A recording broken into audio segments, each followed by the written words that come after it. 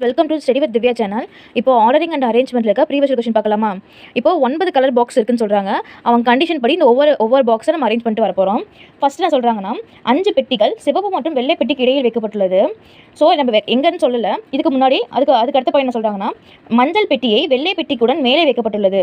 அப்போ இங்கே வெள்ளை இருக்குது அப்படின்னா அதுக்கு மேலே என்ன இருக்குது அப்படின்னா மஞ்சள் இருக்குன்னு சொல்கிறாங்க. ஓகேவா? அப்போது 1 2 3 4 5 இங்கே சிவப்புக்கும் வெள்ளைக்கும் இடையில் 5 பாக்ஸ் இருக்குது.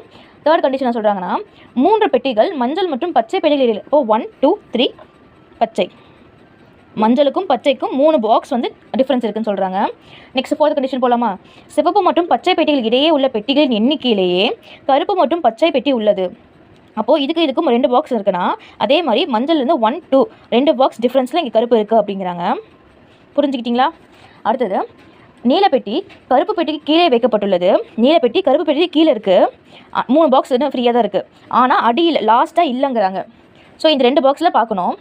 நெக்ஸ்ட் சொல்கிறாங்கன்னா 4 பெட்டிகளுக்கு மேல் மஞ்சள் வந்து நீலப்பெட்டிகள் இடையே வைக்கப்பட்டுள்ளது. அதாவது மஞ்சள் இருந்து 1 2 3 4க்கு மேலே இருக்கணுமா? பார்த்தீங்கன்னா 1 2 3 4. அப்போ இங்கே 6 போட்டோன்னா நடுவில் கரெக்டாக எக்ஸாக்டாக 4 பெட்டி இருக்க மாதிரி இருக்கும். அதனால் 6 இடத்துல நீலப்பெட்டி போடக்கூடாது. ஏன்னா கரெக்டாக 4 பெட்டி இடையில் இருக்குது. 4 பெட்டிக்கு மேலேன்னு சொல்கிறப்போ 7 8 9 தான் வரும். 9 சொல்லிட்டாங்க, கடைசியில் அடியில் வரக்கூடாது அப்படின்னு சொல்லிட்டாங்க. அப்போது நீலம் இங்கே வந்துடும். புரிஞ்சுக்கிட்டிங்களா? அதுக்கடுத்து என்ன சொல்கிறாங்கன்னா ஒரு பெட்டி நீல பெட்டிக்கும் ஆரஞ்சு பெட்டிக்கும் இடையில் வைக்கப்பட்டுள்ளது. அப்போ நீலம் இங்கே இருக்குன்னா இங்கே நடுவில் ஒரு பெட்டி இருக்கா, இங்கே ஆரஞ்சு.